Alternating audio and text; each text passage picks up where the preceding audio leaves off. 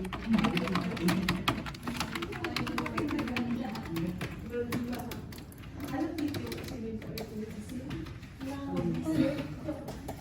really stressed out.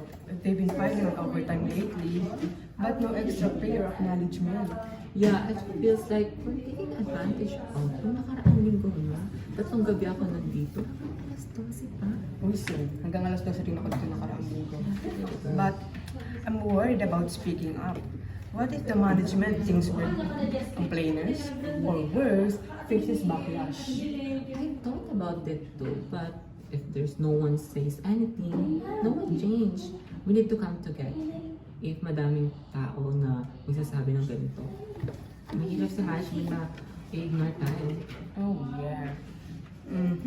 Maybe we can bring this up with our team lead or HR, but we need a plan and support. I think we need to talk about Karen. I think may help tayo dito. Karen? Yes. Oo. Tutulungan niya tayo. I think so.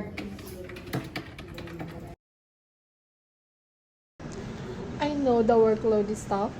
Budget constraints limit our flexibility, but I'm worried about morale too. What do you suggest?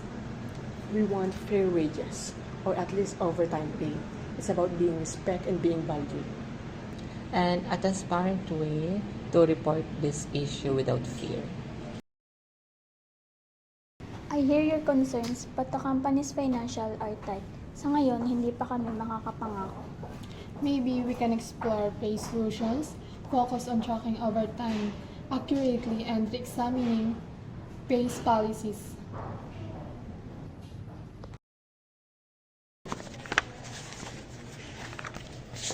So the company wants to find an ethical solution.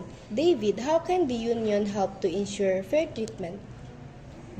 Sinisigap natin na lahat ng ating empleyado ay makatanggap ng tamang sahod at lahat ng compliance nila ay ating i-undergo. Okay, that's good. Thank you.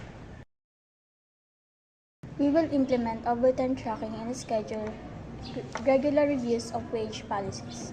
And we will establish clear and confidential complaints process for employees. We will assist negotiation and fair practices. Thank you. Fair wages and respect will improve both moral and productivity. Thank you. Thank you. Addressing employee exploitation requires collaboration, transparent policies, and respect. Together, ethical workplaces create success for all.